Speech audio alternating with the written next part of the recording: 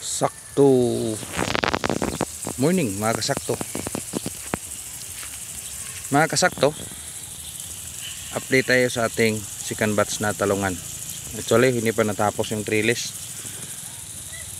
Hindi ko kaagad na pahabol yung trellis kasi yung tao na busy dun sa tawag nitong harvest.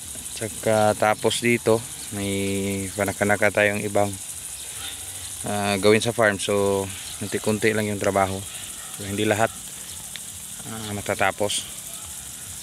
Sa topic natin ngayon is yung paano siya i-maintain na sustainable kahit walang trellis. Naitayo pa rin natin yung puno ng talong kahit ganito nakakapal yung dahon at saka bulaklat at siyempre bunga. Diyan sa taas na yan, tinatawag natin yan noon na tuslong. Dito naman is pitslong kasi pitsay na talungan. So ito na yung mga bunga kasulukuyan. Si pitslong nagbibigay ng magandang bunga. Yung ating pitslong, yung ating tuslong sa taas, kasulukuyan tayo nagbibigay ng patubig o yung initial shower. Siyempre rin sa ginagawa natin, basic pa rin, continue patubig, paulan sa ating tanim. Medyo masukal-sukal dito sa pitslong na area kasi hinihintay natin na lumaki at mature yung pitsay bago siya may harvest. Kasi dito yung binibili dito sa pitsay is yung ganito kalaki, oh. Yan, yung malalaki. So palakihan dito, unlike sa ibang area hindi mabibili yan. So, yan, masukal-sukal na. So kailangan ng is gamasan kung may oras yung ating tao. So maraming gawain sa farm, especially dito.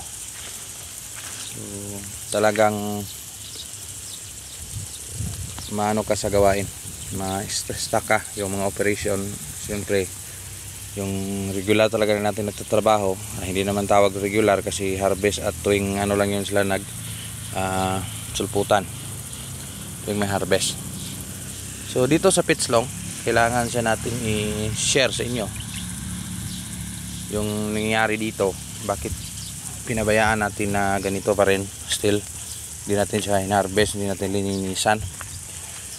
Hinihintay ko lang na darating sa tamang edad yung pitsay, ready to harvest na, schedule sa next day o following. Mauubos to kasi isang harbisan na lang plano ko, isang harbisan ma-take out na lahat yung pitsay. So tapos nun magpo-focus na lang dito sa talong o yung last crop na intercropan, si tuslong is gawa na lang ng talong. Again, nag-PM sa akin, kumusta na ba yung seedbed mo na talungan?